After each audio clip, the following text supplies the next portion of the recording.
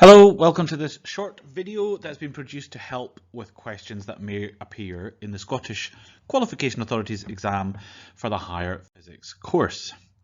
This has been put together just to help specifically Scottish higher students focus on questions that might appear, because it's quite hard to find questions online that really look like the ones you're being asked to do and that are answered in a way that you understand. So these series of videos will be short and just cover how to go about that.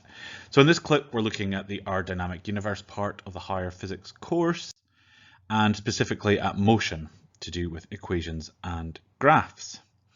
So let's take a look. Paper 1, the multiple choice paper, the exam question that might appear. This graph on the screen shows how the speed v of a admittedly very fast train varies with time t along the bottom, t usually going along the x-axis. And you have to select the average speed of the train over the 120 seconds.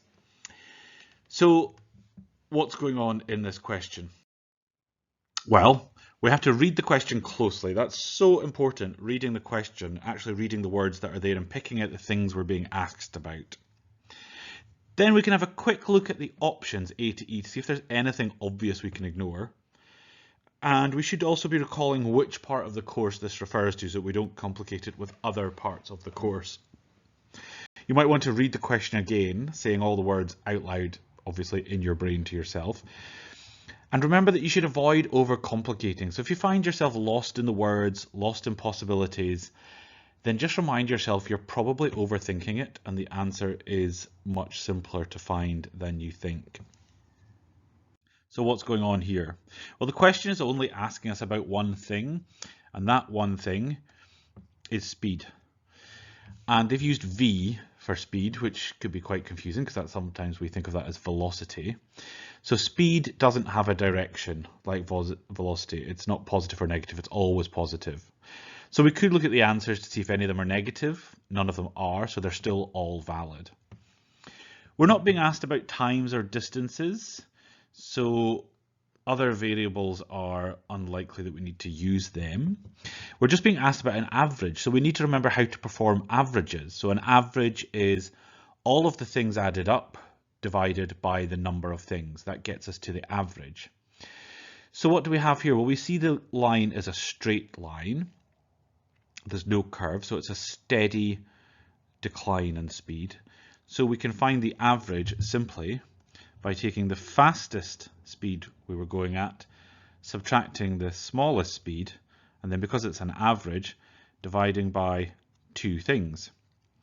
We could also, another way is read from the graph. So halfway along the graph, because there's only two things, dividing by two, a half, we can simply just find the midpoint and read off where that midpoint appears on the y-axis. Obviously that's not going to be as precise, so if two of our answers are very close together, then that might be a bit tricky. So let's do the sum.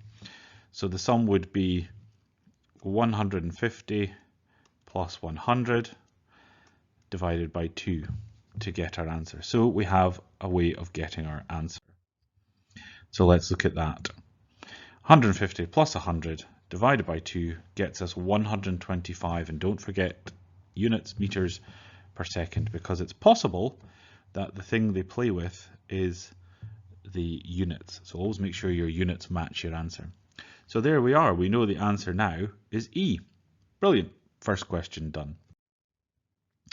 Things to note about that question. It's potentially deceptive by its simplicity, and sometimes we can sit in an exam thinking, that's very simple, or that appears simple, and sometimes it is. You might have thought there was more involved than there actually was because of that, but there wasn't. And you may have started to overthink the relationship between speed and time on the graph. You may have wondered where distance was in all of this, but again, that's just overcomplicating. You may have looked at the negative gradient of the line and thought the answer had to be negative. You just need to remember that speed is scalar, so it's always positive. And you need to remember how to calculate averages. That really is the key here. In this case, you could have read from the graph because there was only one answer that really aligned to that. So that is another way. That's the proper way with a graph, I suppose. In this case, the tricky part was making sure you added 150 from 110 and didn't subtract them from each other. If you subtracted them, you would have got to answer C, which would have been incorrect.